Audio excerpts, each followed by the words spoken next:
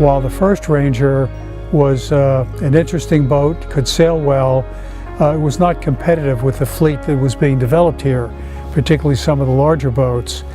And I started talking to Kyler and some of the people at Morris about a more competitive version of the 42. And we saw some of the work on the polar diagrams that had been done by Sparkman and Stevens. They looked very, very impressive.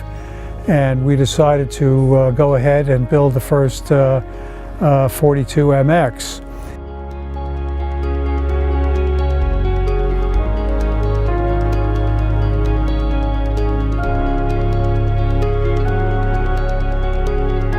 I loved everything about it, including the way that the spars were done, just the clear coat on the carbon, and it looked like it was going to be just fabulous.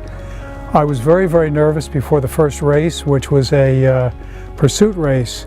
We'd only sailed the boat twice before, and the evening before, I was just sort of thinking to myself, well, we've never sailed boat to boat with the new Ranger. We just don't know how it's going to perform. We got out to the starting line, I was a bit nervous, and then we started upwind, and it was just exhilarating. This boat was so fast downwind. It just exceeded every expectation we had. And we had some really experienced sailors on board, and they were just so impressed with the way the boat was sailing. One of the things that worked so well was working with the Morris team on a lot of the small details that make a big difference in the racing. I think it was Brent Weathers that came up with the idea of putting in a hydraulic system so that we could control just from one hydraulic pump in one spot, head stay tension, vang, and backstay. And that has proved just to be invaluable in the racing that we've done.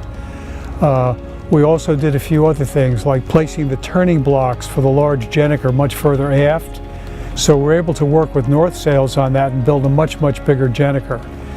We talked about the sprit and how we could maximize the use of the sprit by running the tack line through the interior of the sprit around the shear of the boat and have it come out at a winch at the end.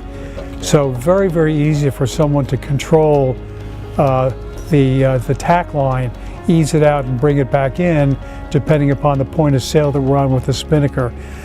The other thing is this is also a dual purpose boat.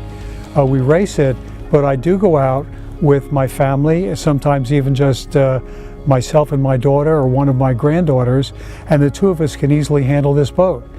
I mean, that's one of the great things about the setup on this MX. We can race it and be highly competitive, really, really fast, or we can go out and just have a leisurely 2 or 3 hour sail with the family.